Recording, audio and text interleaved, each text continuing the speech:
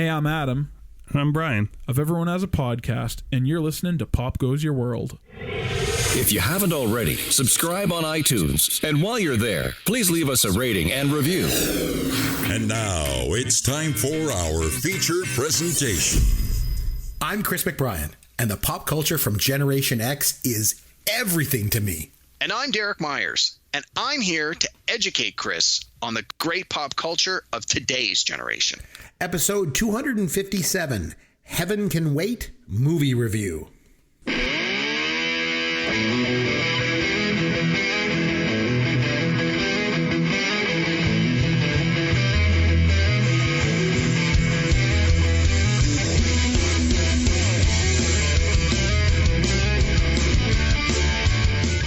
Chris McBrien along with Derek Myers, and this is Pop Goes Your World, the pop culture podcast for the generations.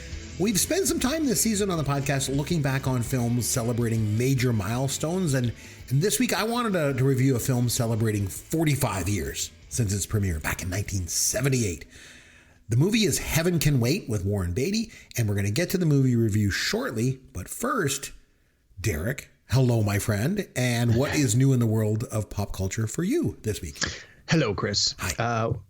I'm going to literally focus on new stuff, and I mean like really new stuff this week. So we're gonna fulfill the teaser at the start of the show. Somebody's got to, and it ain't gonna be me. I'm here to educate Chris. So, Chris, I'm going to educate you. Yep. A couple of good ones, couple okay ones. Okay. First of all, I want to, before I jump into these movies that I had a chance to watch, we don't often talk about other podcasts specifically. I mean, I mentioned that I listen to things on podcasts, but right. I mentioned on last week's show that I watched the recent release, the movie Air, about the Michael Jordan signing with Nike, hence the Air title, like Air Jordan. Right. And huge cast. You said it was good. I really liked it. Yeah. Directed by Ben Affleck and starring tons of people. So as a promotion, so the movie actually was released in theaters a couple of months ago, and it just dropped on Amazon for people who have an Amazon subscription at no extra charge just last week. So that's why I'm talking about it now, because I'm a cheapskate and I didn't want to go to the movie theater. Anyway, when it did get released in the theater a couple of months back, there was the stars of the movie did a lot of press. And so I downloaded a podcast, which I didn't want to listen to until I had a chance to watch the movie.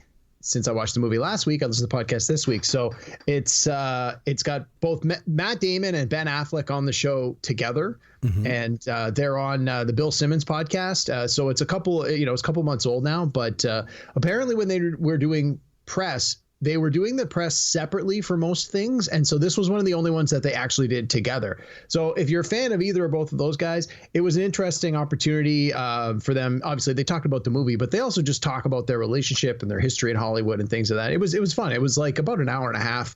And Bill Simmons, he's pretty popular in the podcasting in the sports world. He's the head of the Ringer Podcast Network, and so no, if you're interested, if you like the movie and you like Ben Affleck and Matt Damon, then I encourage you to find it. It's just straight up the Bill Simmons podcast, and it's not. So it's not the rewatchables. It's the Bill Simmons. No, it's podcast. The actual Bill Simmons podcast. Oh. And sorry, what actor did you say was in there? Oh, it was Ben Affleck and Matt Damon.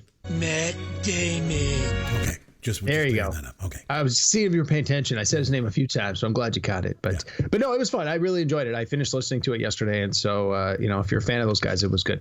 In any case, moving right along, I had a chance to watch a few movies this week. So the most recent offering from the Marvel Cinematic Universe, Ant-Man and the Wasp: Quantumania, was released in theater a few months ago. It just came out on Blu-ray and DVD. So of course my copy showed up in the mail, and I had to sit down for 2 hours and 10 minutes and give it another watch. And I really liked it. I liked it the first time through.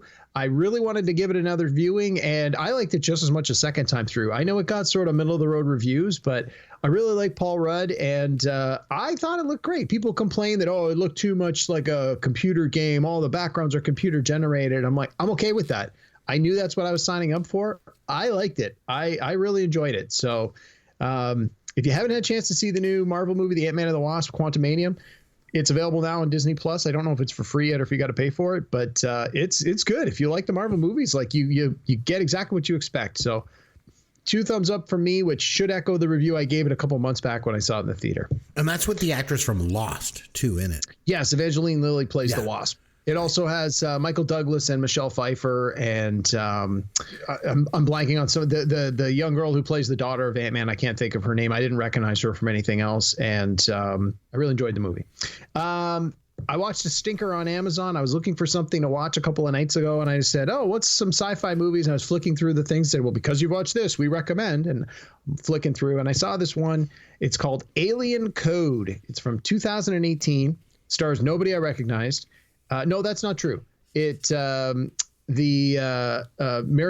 McCormick, I think is her name. She was in a couple of seasons of The West Wing, and she was the wife in the Howard Stern movie. Yeah, she was in the Howard Stern movie, Private Part. She played Howard Stern's wife in the Howard Stern movie. Oh, yeah. I like her. She's awesome. She's got a small part, and the premise is it's this younger guy, and he's like a cryptographer hacker, and at the start of the movie, he basically comes home from wherever he's been, and he sees a dead body laying on the floor, and there's a USB stick, and there's an envelope that says "Play Me." And as he plugs the USB stick in, he realizes it's him recording himself saying, "You need to listen to what I have to say." And then when he looks closer at the body's him. And so it's this sort of time travel alien weird thing, and it turns out that he's like, hey, you're going to get hired by the government to decrypt this code, blah blah blah. I don't want to give too much away in case it is something you might want to watch. It started off really good. It's not. The first half an hour was really really good, and then it sort of 2/3 of the way through there was like a sort of a mini climax, and it just sort of wasn't that great. But then I actually liked how the movie ended, so it sort of it looked like it was going to stumble, but it kind of stuck the landing at the end, but not in a really great way, just in an okay way. But it was 90 minutes on Amazon. It didn't cost me anything. So a hard time recommending this one unless you're like looking, you're a real hardcore sci-fi nerd. It's called Alien Code from 2018. And then the last one I saw, which I'm going to put this in the category of great movie, terrible title, Nope, from 2022, directed by Jordan Peele. So I watched Get Out. I loved it. But I know that the last couple movies from Jordan Peele have been billed as horror films. I'm not a big horror guy, so, haven't really gone out of my way to see them. And this one, Nope, was on our PVR. My wife said, hey, we should watch this. And I was like, well, you've already seen it. She goes, no, it was really good. We should watch it together. And I said, you sure? I'm not really into horror. She goes, it's not really a horror movie. So like, okay, I'll give it a chance. It was great. I really liked it. A+, 2 thumbs up. The title is dumb. Like the movie's called Nope. What do you think it's about? I have no idea what it's about. That is the stupidest title in the world. The first thing I think of when you say it to me, I'm like, am I going to watch this movie? Nope. That's exactly what I said when the movie came out. That's low-hanging fruit. People's like, you going to go see this? Nope. Why would I? I have no idea what it's about. And so, yeah. And you know me, I don't want to watch a trailer because they always give away so much. And after the movie, after we watch it, I literally went back and watched the trailer. And I'm like, well, I'm glad I didn't watch the trailer because it gave away a ton of stuff. But without watching the trailer, I literally had no idea what the movie was about. So all I'll say is it was really good. If you have seen anything else by Jordan Peele and you've even moderately enjoyed it, give this one a chance. Again, it's sort of that spooky sci-fi. It's more sci-fi spooky than horror. Like, it's definitely not a horror movie. It's not a blood and guts slasher movie. Like, I didn't know what to expect. But the cast is great. The performances were great. The story was really clever. And I thought the ending was great. Like, that's always a big thing with me, right? If the ending sucks, it's like, do I really want to recommend someone sit through 90 minutes to have a terrible ending? But no, it was really good. It's 2 thumbs up. Definitely, if you haven't had a chance to see Nope, even though the title is the dumbest title in the world, it's worth the watch. Recently, is that all that you did? That's it. I just got those 3 in the podcast. Yeah. I remember recently on the podcast here, you had done it was almost sort of like a self-imposed thing that if you go over 5 minutes, I got to start clicking the clock. Do you want to go back to that kind of thing, or is that just? I totally forgot. No, we'll see. We'll see. We'll see. Just because you're being. That's to keep me in line if I've got like 9 things on the list. I only had the 3 things, so we're good. Okay, so for me, Derek, we have a celebration around here. I am now the father of a 14-year-old. Today was my oldest son's birthday.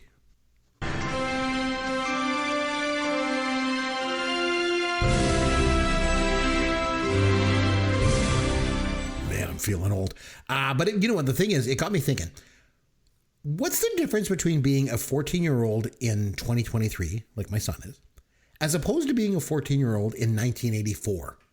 Me, and because we do this podcast, I wanted to focus on the differences from a pop culture perspective. What's the difference?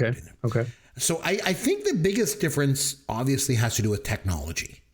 Because no question. Now you can get anything you want, whenever you want. You want to watch a TV show?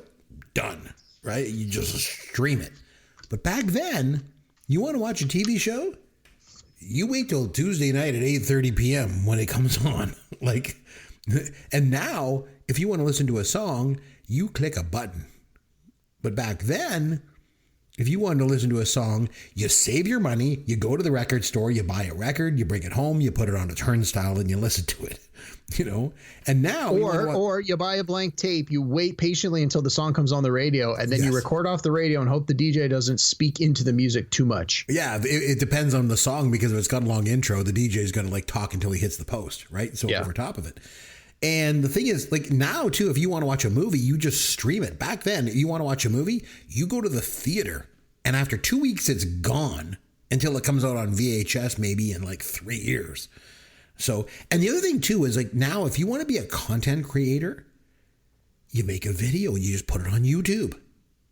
Back then you had to be hired by a talent scout or audition for a TV show. There was no independent content creation really. So I think with all the new technology and the ability to consume basically any and all pop culture that you want, whenever you want, I think, on the surface, it would seem that it's way better to be a teenager now, right? But I got thinking, I would argue that it was way better to be a teenager back then. And I mean, I can certainly see the point of view from both sides of it. It really, I guess it depends on what your nostalgia factor is, right? For us, we're older, we remember what it was like, but I think it would be hard to put that into context for a young person today in any way that they would think it was better back then. But the thing is, if you have to wait for things, you develop patience. If you could only watch cartoons on Saturday morning, they become more special. That's true. I'll give you that for sure. If you can't access anything you want whenever you want, then you're also forced to be a little bit more social, and interact and play with your friends more. And to top it all off, in my mind anyway, pop culture was way better back then. The movies, the TV shows, the music, and that, I'm telling you, my friend, is a hill that I am willing to die on. So, as you know. And then we got definitely. This. All right. Here's your dad joke of the week. Derek, why did the pirate have to pay $2 to get his ears pierced? I have no idea. Because he's a buccaneer. A buccaneer. That was pretty good. That was pretty good. He's a buccaneer. Yeah. Star Trek could always see into the future, couldn't they? What do you have that we can slap Star Trek logos onto? Shatner's hair. The toys that made us. The TJ Hooker hair. TJ Hooker. I could have auxiliary power back in a few minutes. Yeah, no, I really like it. Con! Why don't I give you a quick scan to make sure you're okay? Kirk got around a little bit. Go. Do you need a tranquilizer? Oh my God. Okay, so this season, Derek and I have been going back and reliving movies that are celebrating major milestone anniversaries. And this time around, it was my turn to nominate a film. I went back to 1978 to review a film celebrating 45 years since it came out in theaters, and that was Heaven Can Wait. It was directed by, produced by, written by, and starring Warren Beatty. And it's easy to just brush this movie off as a conceptual comedy that's just basically fluff. But it's not. Not in my mind anyway. It's much more than that. And critics agreed. It was nominated for 9 Academy Awards, including Best Picture, Best Director, Best Actor, Best Supporting Actor, Best Supporting Actress, Best Screenplay. It won the Oscar for Best Art Direction. It was a remake of a 1941 film, Here Comes Mr. Jordan, which was based on a 1938 play called Heaven Can Wait. The movie was made on a budget of $6 million. It took in almost $99 million worldwide. So, Derek, you had never seen this film. I had never seen this film. It was not even really on my radar until you flagged it. So, that being said, you watched it for the first time. What was your first impression of it? So, it's billed as a comedy, which I think is a gross misstatement. There is no way this is a comedy. I didn't laugh once. I didn't chuckle once. I had a really hard time understanding how anyone can conceive of this movie as a comedy. To me, it was I'd call it more like a light drama. We'll come back to that because I've got a couple things later on that I want to kind of bring up that made me laugh. That I think when we talk about them, you might realize, like, in context, I thought they were pretty funny. But I agree with you. It was it's not a comedy. Right. Yeah. No, I don't think we'll have any disagreement on that. So you said light drama is what you kind of. I would call it more of a light drama, which is not to belittle the dramatic performances, but like when I think like a heavy serious drama, it's like you think things like period pieces where people are like giving important dialogue and costumes and things. Like, it's certainly nothing like that. But at the same time, you know, the performances for the most part were pretty good. You've got pretty talented people in the lead roles. So, you know, again, not to belittle them, and we'll come back to talk about them throughout it. Sure. So my relationship with this movie, this content, I knew it was a remake of a remake of a remake. I had read a little bit about that. And it has actually since been remade a couple of times after this. And so my introduction to this story was with the Chris Rock version of this movie, which I believe was called Down to Earth, where it's a very similar premise, but it's obviously updated because it came out 20 years later. And instead of the guy being a football player, he was a stand-up comedian, because that obviously works better with Chris Rock's natural abilities. And the guy he jumps into was the head of an insurance company, which I don't think that was the exact thing here. But again, similar enough. So as I'm watching this for the first time this week, it's sort of jogging my memory to the other movie. And so I'm constantly comparing it. It's almost like when you hear a song and it's a cover, but you don't know it's a cover. And then you go back and you hear the original and you go, I don't really like the original that much. People are like, are you kidding? The original is amazing. It's like, yeah, but this is where my intro was with the cover song. And sort of that was a little bit my feeling with this. Not that I thought the Chris Rock movie was fantastic, but because I had seen that first, I really had a hard time getting into this one. And honestly, I just sort of thought it was middle of the road. I didn't love it. I didn't hate it. I didn't really feel there was enough here to make it a standout. But at the same time, there was enough. It had enough strength that I certainly wouldn't say I disliked it. So I'm very much right in the middle on this one. And we can talk more about the specifics of it. If you like the Chris Rock version Down to Earth better than this movie, you and I have got some serious problems going forward, I got to tell you. Because that thing just sucks. But, you know, you mentioned about the performances. And I think I just want to go back in time a little bit, shall we, Derek? That's something I like to do, as you know. I want to take a look at some of the competition that this film had at the Oscars. Okay, that was the only thing I didn't do, so I'm glad you've got that in front of you. Pretty impressive company, actually. So if you take a look at Best Actor, the winner that year was Jon Voight for Coming Home. Rightly so. He won. But also nominated, Warren Beatty was nominated for this film. Gary Busey for the Buddy Holly story. Like, he basically made a career on that role. Like, so that was a good role. Robert De Niro for The Deer Hunter, and Laurence Olivier for The Boys from Brazil. There's a lot of solid actors that year, you know. And Best Supporting Actor, Jack Warden from Heaven Can Wait. Max, he was nominated. Up against, Shocking. We'll get back to that. He was pretty strong. John Hurt in Midnight Express. Also up against Bruce Dern from Coming Home, and Christopher Walken from The Deer Hunter, who won that one. Yeah, he earned that one. What else we got? The supporting role actress winner was Maggie Smith from California Suite. And I mean, a lot of people nowadays know her from Downton Abbey. But Diane Cannon from this film was nominated. She was also nominated up against Meryl Streep from The Deer Hunter. And then what else we got? Best Director, The Deer Hunter. Michael Cimino won. The Deer Hunter basically won all the awards that cleaned year. Up. But Heaven Can Wait was nominated. Warren Beatty co-directed with Buck Henry. And what else? I guess Best Picture. You know, Deer Hunter won, but this was nominated also with Coming Home, which shocked me, and An Unmarried Woman.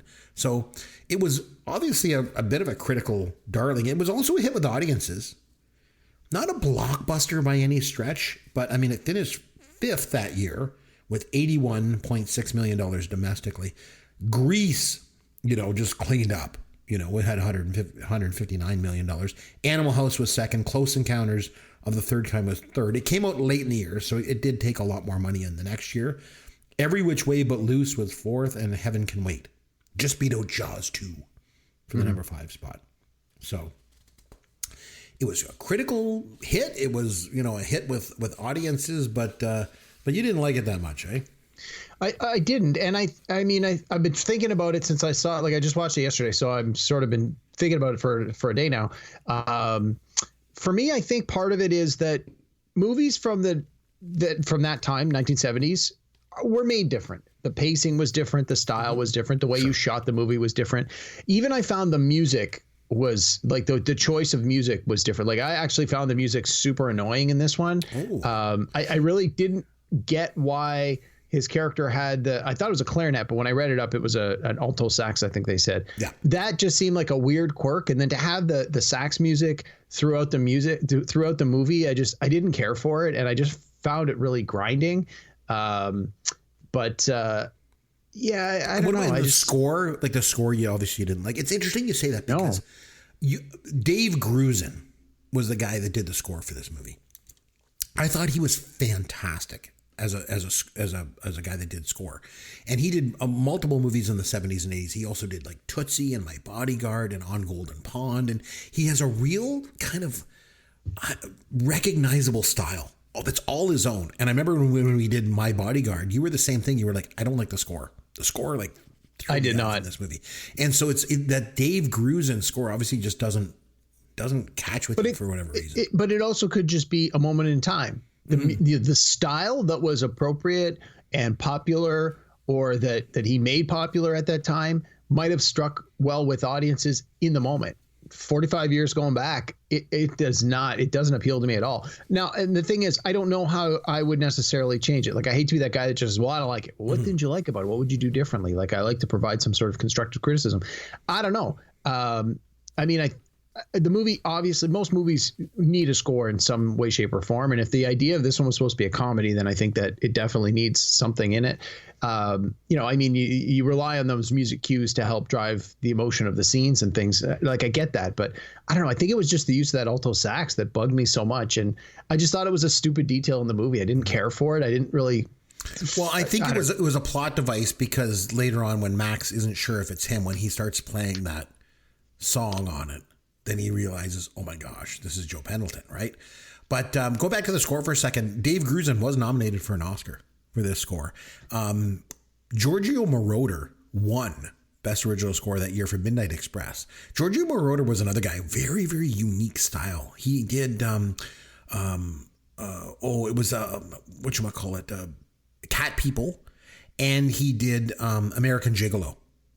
He had a very unique kind of style, Giorgio Moroder did. But John Williams was nominated, didn't win. Like, Superman should have won. John Williams scored that. Oh, so good. But so interesting that you mentioned, like, how it's not really a comedy, because it could have been a quirky comedy with a weird premise that just kind of falls flat, like that stupid Chris Rock one that you liked. But I don't see Warren Beatty again. I don't know a whole lot about him. I know a little bit about some of his movies, but he doesn't seem to me to be the kind of guy that would want to be in a movie that's just, laughs a mile a minute laughs. He's a serious actor who is giving a serious performance. I mean, he was nominated for the Oscar for it, and he was nominated, numerous times after this. Like, he's clearly a talented performer. I don't see that kind of performer wanting to do a laugh out loud, ha ha ha kind of comedy. I see this, and that's why I'm saying it was more. I see it as a light drama. It's not a comedy. I agree with you. It's more of a drama. It's a drama with funny parts in it, right? Well, I mean, I'll give you that. I didn't really find the part, like, there were certainly parts that I can understand people in an audience in a theater would laugh at, like when the wife comes in and sees that he's still alive and she starts screaming, and then he puts his hand over his mouth. Like, I can see why people would find that funny.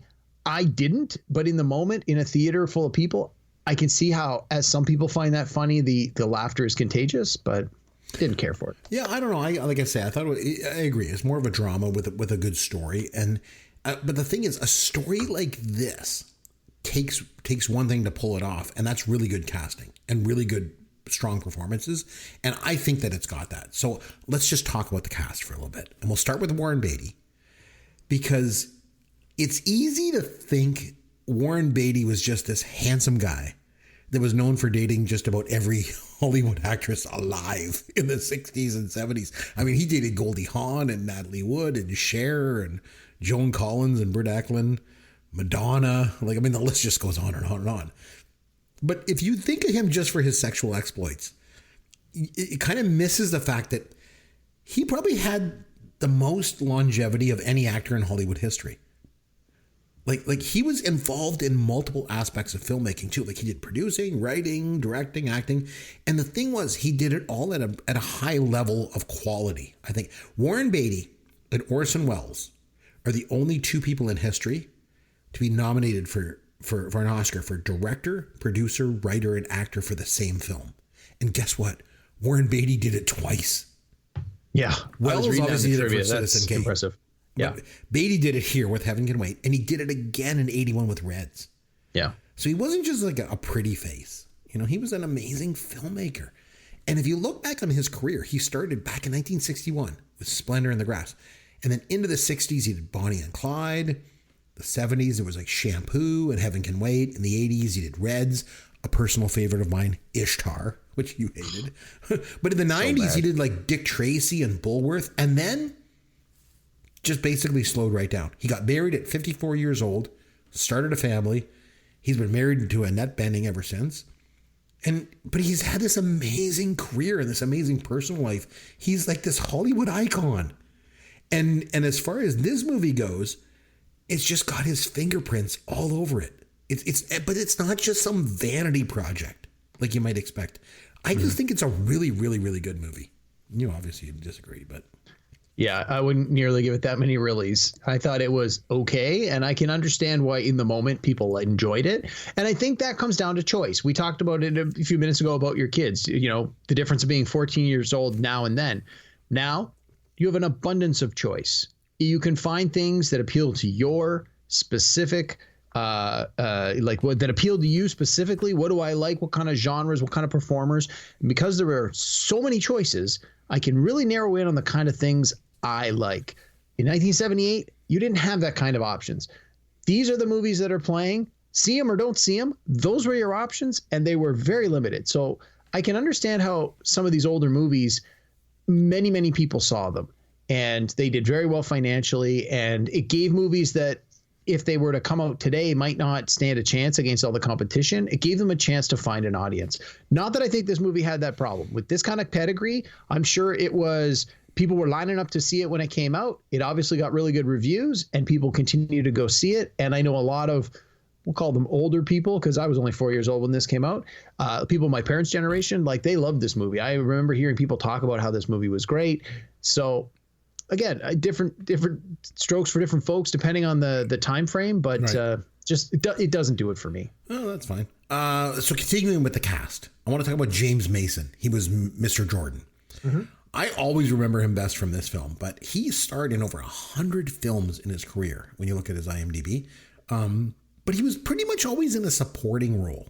Mm-hmm. I mean, he was in The Verdict with Paul Newman. I remember him as Captain Nemo in 20,000 Leagues Under the Sea.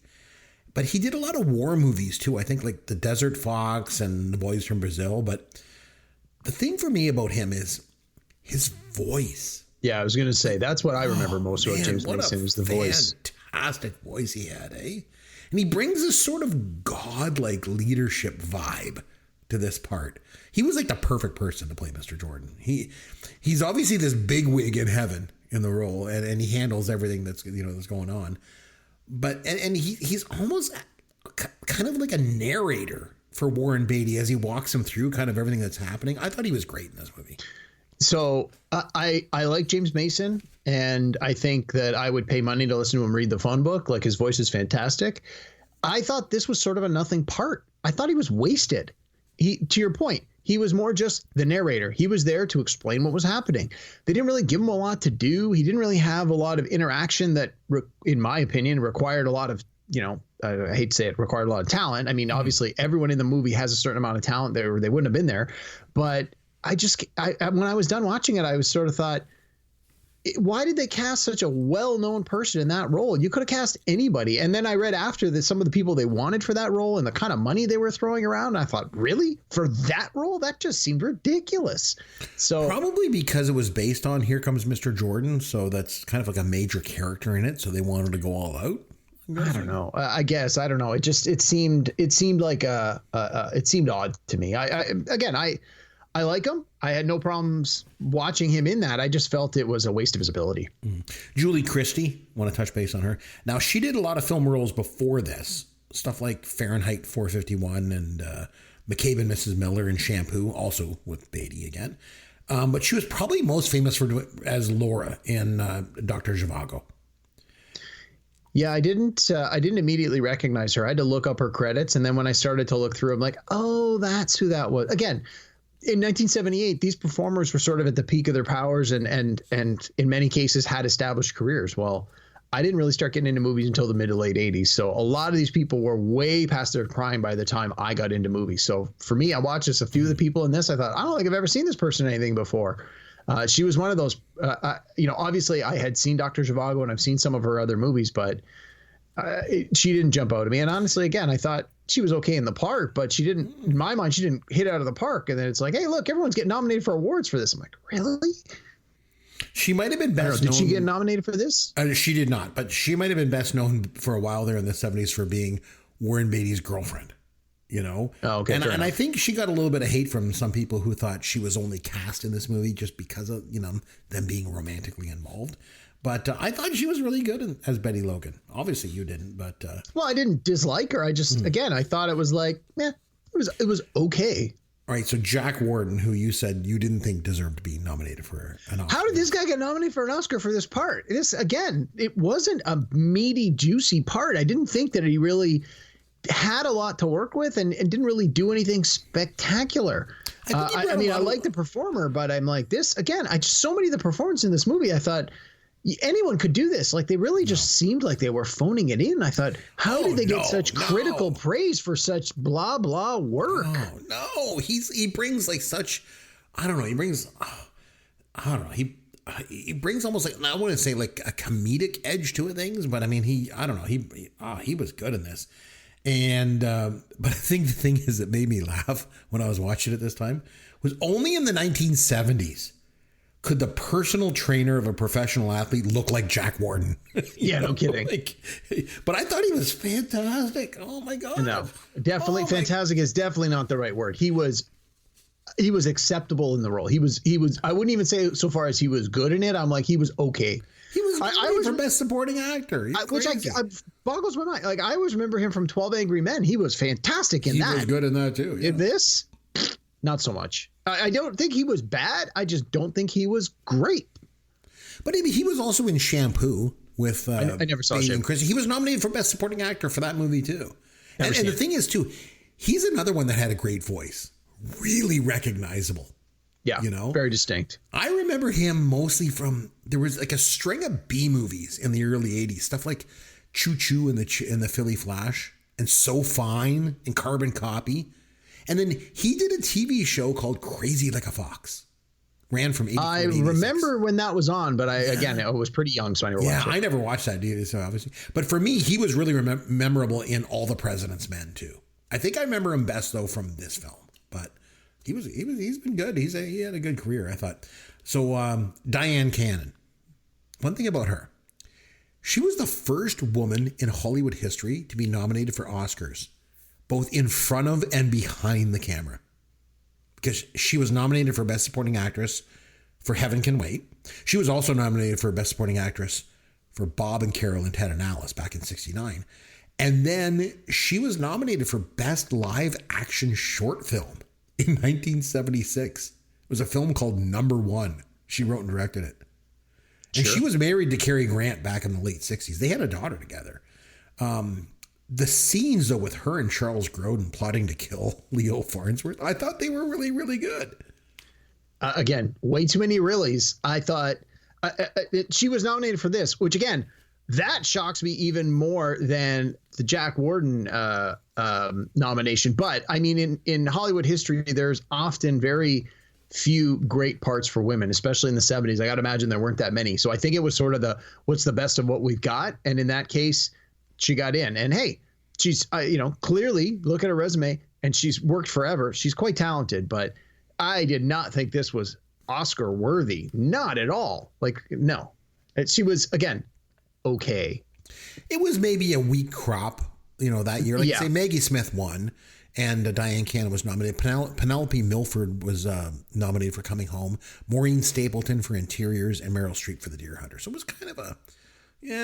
she wasn't beating Meryl Streep. Like, I'm sorry. Like, I don't have any problem Maggie with the winner, Smith won. Yeah, I mean, Maggie Smith's a fantastic performer. So that, again, I haven't seen that performance, but that doesn't shock me that she won. I would have been shocked if Diane Cannon had beaten her or Meryl Streep. But well, like I say, her best scenes I thought were with Charles Grodin, and that brings me for sure. The late great Charles Grodin. Everything he was in, he made it better just by being in it. That's true. He was always pretty much a supporting actor. I mean, he got to be the lead in those Beethoven movies, but I mean, let's be honest, the star there was like a dog. Yeah, he was cashing a check. Yeah. But I mean, like, we just talked about him when we reviewed the movie Dave with Kevin Kline there a few weeks ago. Like, again, so small supporting part, but he just added so much. And in this, the same thing. It's like, again, he was decent. He wasn't in it that much, but the scenes he were in were. I think if you're going to call it a comedy, that's where the comedy would stem from. Is the performance, his performances, and his interactions with Diane Cannon. I didn't find any other part of the movie even remotely humorous.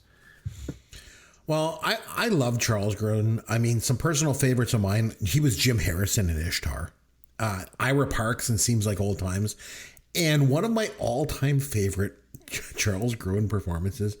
He played this part, Warren, in The Lonely Guy. Have you ever heard of that? Was that with John Candy? No. The Lonely Guy was Steve Martin.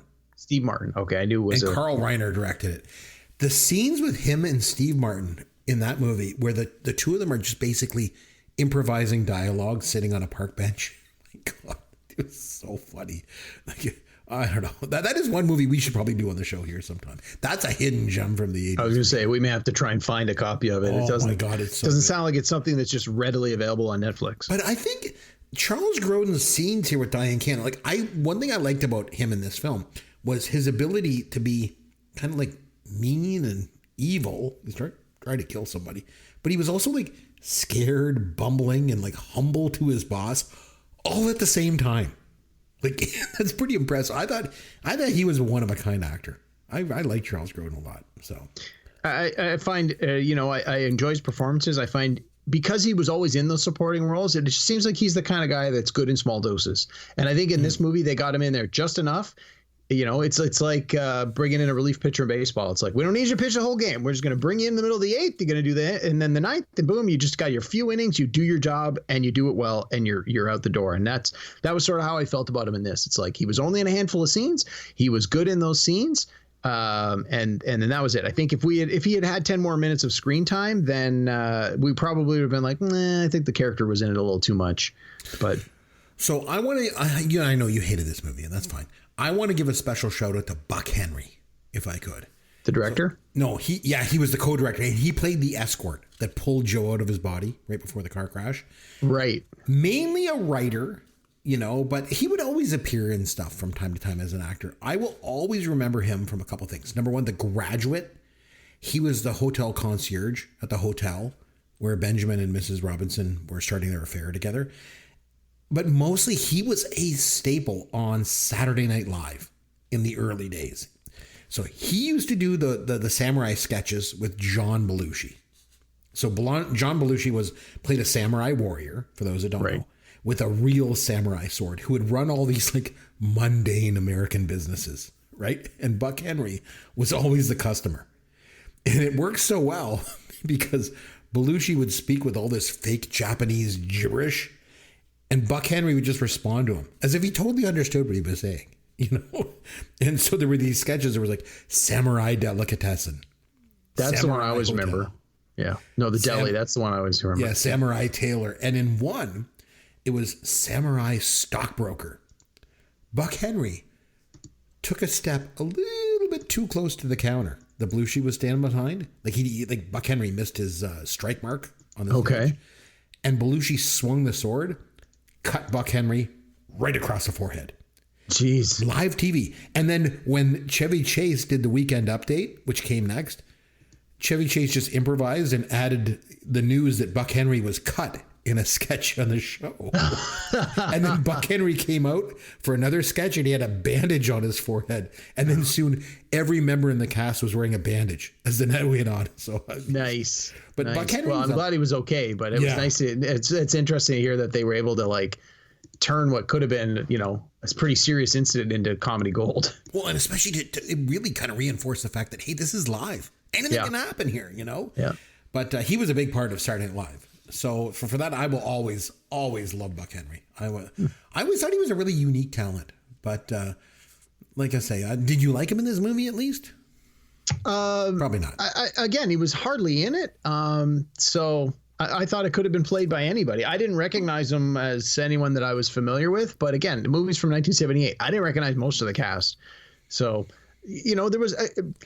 I know that the original source material for this was a stage play, and I can see how a lot of these parts would have worked for a stage company where you've just got your supporting actors that come in and maybe play multiple roles. Like this to me seemed like you could have one of your standard players come out and do it. It's got a few lines here and there, and then, you know, he could be a background player in another scene. Like this didn't seem to me like it needed to be a big name in it. But obviously, as the co-director, he's going to be there. You might as well give him some work. Again, he was fine. I didn't think his work was outstanding, but I didn't think he was a problem in the role.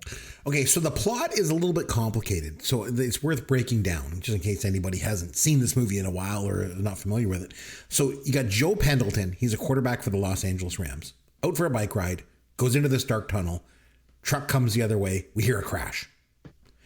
And next thing you know, we're up in heaven at the pearly gates. And Joe Pendleton obviously died in the crash, and he's going to heaven. And he thinks it's all a dream, but it turns out he's not supposed to be there. It's not his time to die yet. Because his escort, you know, played by Buck Henry, he pulls him out of his body just like a split second before. Just so he wants to avoid him feeling pain, right? But it turns out like he's an athlete. He has amazing reflexes. He would have just like swerved and avoided it. So they got to find a replacement body for him to go back into. So they settle on this rich business tycoon who's been poisoned by his wife and his personal secretary. And Joe goes into this Leo Farnsworth's body. But then he tries to use his influence and power and money to make sort of positive changes. So at this point, what do you think of the plot? Was it too much of a stretch, or like were you okay to roll with it? No, it was fun. Again, because I was familiar with the basic premise of it. I had no problem following it. I thought it was pretty straightforward. I thought they did a good job of explaining it.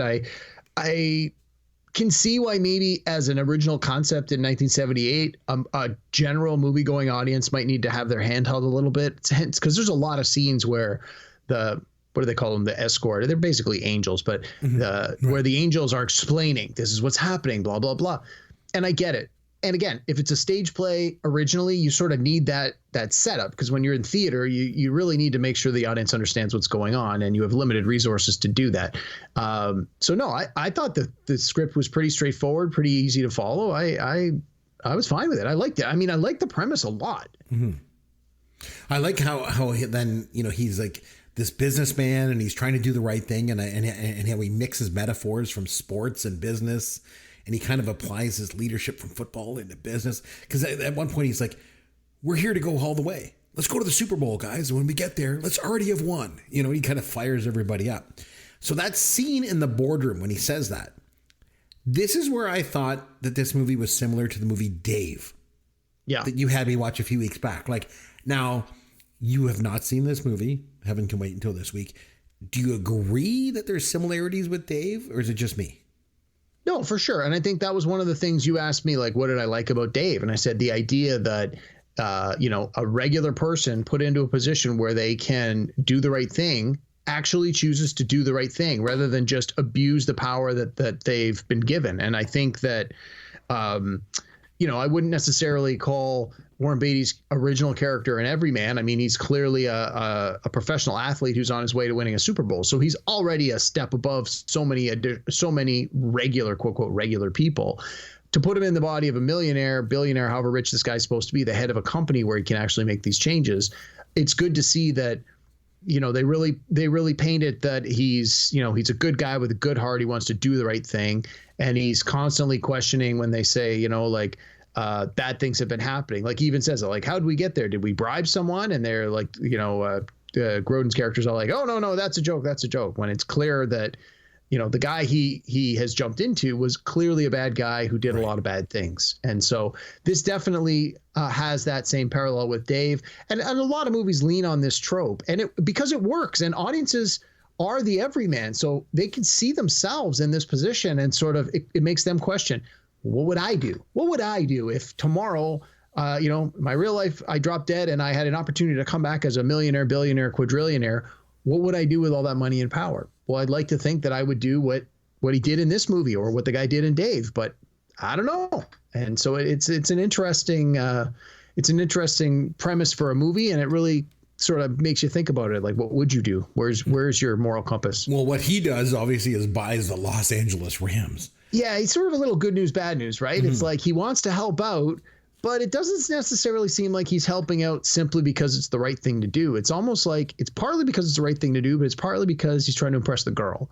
And then he does a very selfish thing where he spends millions of dollars to buy the football team so that he can potentially go out and play to be the quarterback, which that part of the story was completely ridiculous, especially when they're like, we're going to the Super Bowl in 2 weeks. Well, I'm just going to buy the team and walk on and it's like, I don't care how much money you have. That's just not happening. But anyway, suspend disbelief for purposes of entertainment. And then obviously he's got to convince his old trainer, Max, that he's really Joe Pendleton, inside the body. And then, like you say, he tries to train and go to the Super Bowl, but then he falls in love with Julie Christie, the environmental activist. But then the plot twists because he learns that this was only a temporary situation, right? It was never Mr. Jordan's intent to let him stay there permanently.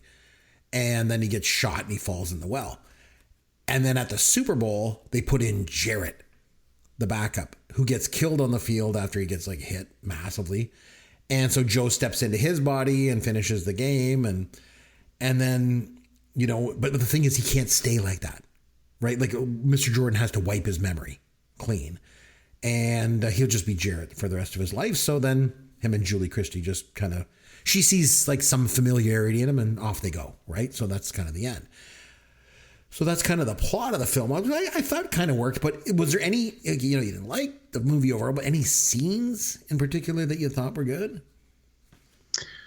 I mean, nothing immediately jumps out that I can think of. It wasn't that like I said, I didn't dislike it, but I just didn't like it. It was literally, it was okay. I don't necessarily think I need to see it again, but I am glad I watched it once. It is something that I might recommend to some people, but I would probably caution them by saying this was a good movie that you may enjoy, but keep in mind it came out in the 70s, so the pacing's a little different, and you may find it a little slow. So just give it a chance, because I think if this kind of thing was just put in front of let's say like a teenager, 15, 16, 17 years old, they're going to watch 10, 15 minutes and be like, I'm out, I'm done, too slow, boring. But that's just indicative of the way movies were made in the 70s. So some scenes that I want to talk about, the way station scene at the beginning, some of the cinematography when they get to the way station in the airplane, I thought it was quite good. I really like the shots of Warren Beatty and Buck Henry walking across the frame. They're basically, walking on this cloud. Mm-hmm. And then, they go to the airplane. And then, of course, the airplane is a Concorde, which at the time was like the most state-of-the-art airplane, known to man, right? Which I thought was interesting. But the scenes with him and Max, I thought were great. Like when he's explaining how heaven works. And he's like, there's an escort and a way station, and they got to put you back in this body, and there's probability and outcome and all that stuff. And Max is like, Mr. Farnsworth, I'm just a trainer. What you need is a really good doctor. Yeah. I thought there was some funny lines there. And then when he finally convinces Max that it's him inside Farnsworth's body, so then Max is like all in. He believes it, right? And Joe's talking to Mr. Jordan, but Max can't see Mr. Jordan, can't hear him. So then Joe leaves the room, and then Max starts having a conversation in the corner, but Mr. Jordan disappears. So he's sitting there having a conversation, and he's like, he comes back and he sees Max talking to this empty corner, and he's like, "Hey, Max, don't go crazy on me." Again, I thought all those scenes were pretty good. The other things I thought were, so you mentioned there wasn't a lot of comedy, but I felt that there was comedy in some of the scenes where he was like, when he first became Farnsworth and was getting dressed. And remember, he's like, that guy Sisk was dressing him, and then he puts him in this polo outfit, and he's like, do I play polo? Not really, sir. And then that's what I thought that was pretty funny. And then he's like, "Why do I have so many of these sailor outfits?" "Well, sir, you've always fancied the sea." "Do I sail?" "Not really, sir." Not really. So again, like there were times where I chuckled. I thought it was quite funny. And then the scene, like to go back to what you said, when Charles Grodin and Diane Cannon, their interaction, some of that was funny. When Warren Beatty comes and knocks on the door, and she's in bed with Charles Grodin, and Charles Grodin gets up and hides behind the curtain, and then she's like, "Okay, come in," and he's like, "I want a divorce," and he just leaves, and then he knocks again, and then Charles Grodin hides again, and he's like, Abbott, there's a trainer for the Rams. Don't want you to, Max, call him and get him, because he knew he was there the whole time, which I thought was funny. And then Charles Grodin is behind the curtain, and he's like, "Yes, Mr. Farnsworth." Yeah. And he's like, "Okay, good night." And then she starts yelling at him. She's like, "Why did you answer him?" "I couldn't resist.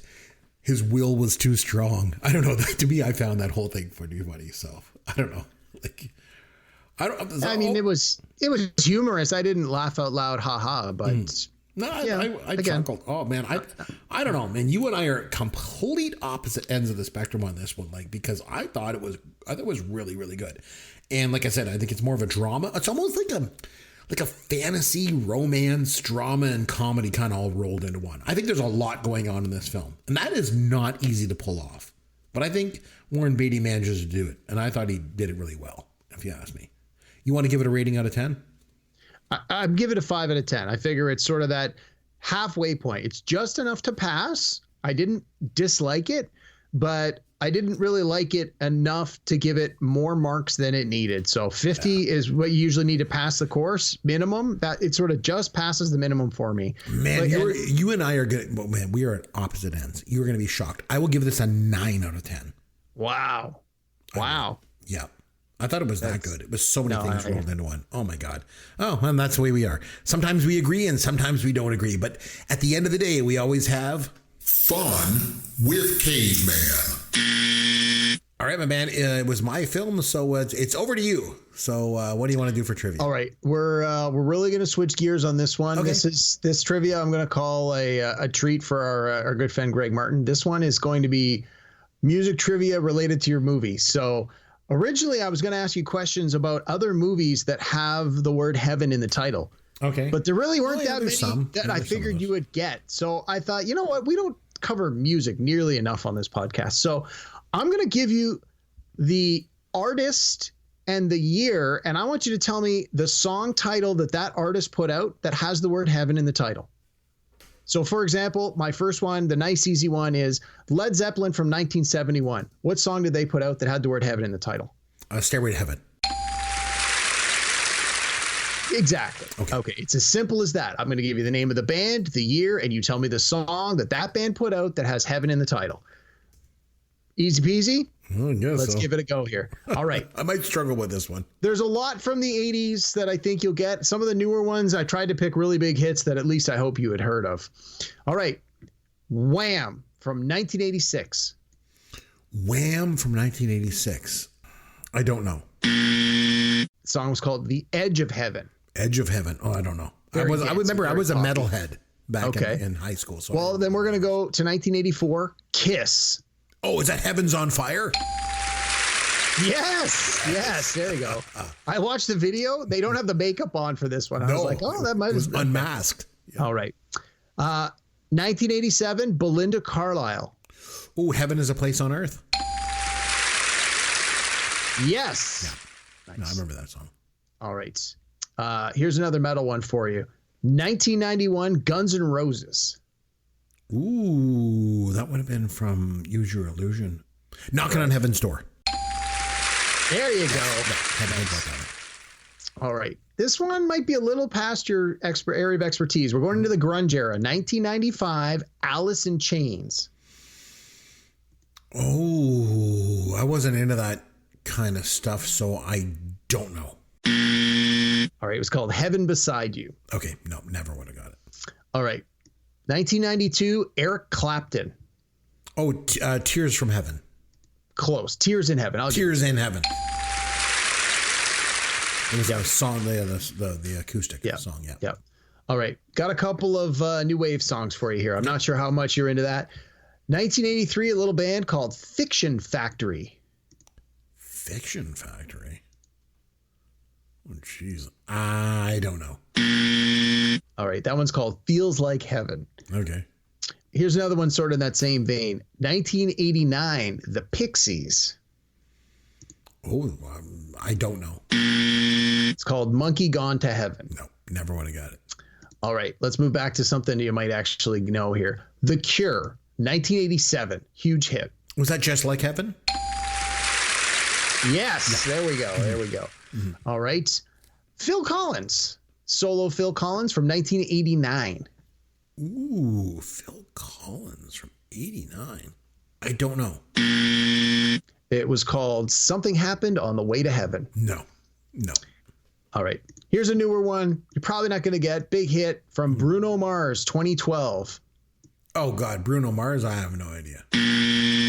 Okay. It's called Locked Out of Heaven. Okay. It was a really big hit. I thought you might get that. Yeah. All right. We'll go back to 1992, In Excess. Ooh, I know a few of their songs, but I don't know anyone that had Heaven in the title, so I'm going to say I don't know.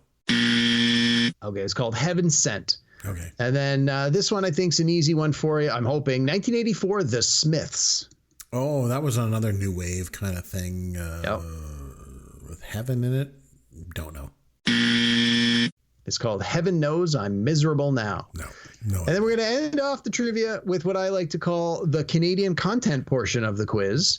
I'm going to give you the names of 3 Canadian artists, and I want you to give me the names of their songs. So the first one, a little newer, you may not get it. The Tea Party from 1999, song with the word heaven in the title.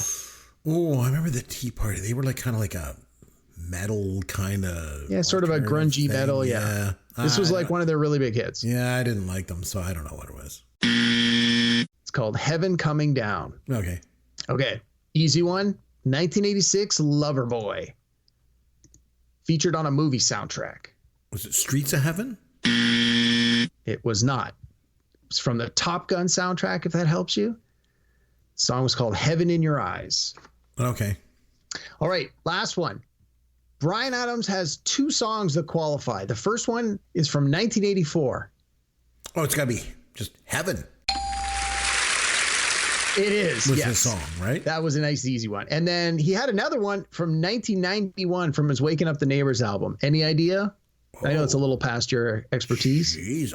But I remember some of those songs that he had on that album, but I can't think of one that had Heaven in the title. So it was called Thought I Died and Gone to Heaven.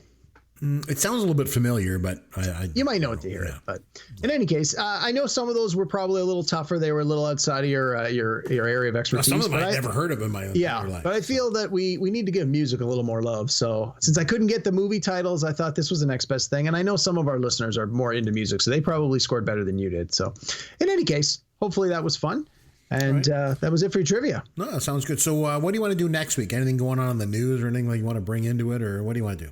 So we've been doing anniversaries, major milestones of movies. We've been trying to do a few more topics. We recently today heard about the passing of Tina Turner, music icon in her own right. 83 years old, she died. I didn't realize she was ill. Apparently she was. So R.I.P. Tina Turner. Her career is so interesting, like if you think about her early career and then like any other performer might have just been done, after all that crap that went on. And she was just reborn, and she had such a great, career after that with all the songs she had as a solo artist and What's Love Got to Do with It and all that. And the ultimate girl power before girl power was a thing. Oh, so good. So many good songs. God, she was amazing. after saying we don't do enough music and after talking about Tina Turner, what I'd like to suggest for next week is let's go top to her 5 Tina Turner songs. Is that what we're doing? Well, I think we might maybe save that one for a little bit. But I'm thinking we go back to what we're good at and we do a movie review from the 80s. She was in Mad Max Beyond Thunderdome. Why don't we pick up that and do a quick review of that one next week? Let's do it. I know you're not a big post-apocalyptic kind of goer, but this one was really good. I remember watching it in the theater when it first came out. I've seen it a few times more recently. I haven't seen it in a while. And of course, it's got the great soundtrack. So if we can find a copy of it. Didn't she have a song in there too? We don't need another hero. Wasn't that the one? Great song. So this is going to interest you. So I've seen Mad Max. I think I saw it once, and then I've seen The Road Warrior, maybe only once too. And then you made me watch Mad Max. What was it? Fury Road. Fury Road. That's a newer one for this podcast, but I've never seen Beyond Thunderdome. So here we go. Here's a chance for me to watch something a little bit different. Nice. Okay, so why don't we? It's from 1985, not celebrating a milestone, but well, it's the Tina Turner of it. We'll give it a look, and I guess it is, and honestly, it's one of those. I don't want to say guilty pleasure because usually guilty pleasures are like something that no one agrees on, but I think a lot of people enjoy this movie. I really enjoy this movie, or at least I remember really enjoying it. I'd like to go back and give it another watch. We can address the Mel Gibson of it when we get into it, just like we did when we watched Lethal Weapon not too long ago. But I feel like going into it, it's kind of like a B movie in a way. But that's a good way to good way to describe it. Just the way it kind of I got my feel about it, but I don't really know. So this will be interesting. Yeah, we'll watch that and then we'll go from there. That sounds good. All right. So we'll come back next week. time. We'll watch Thunderdome. Yep. We will watch Mad Max Beyond Thunderdome to give to pay homage to Tina Turner, the late great Tina Turner. And so we will do that. But until then, this is Chris McBrien on behalf of myself and Derek Meyer saying thanks for listening to Pop Goes Your World, the pop culture podcast for the generations.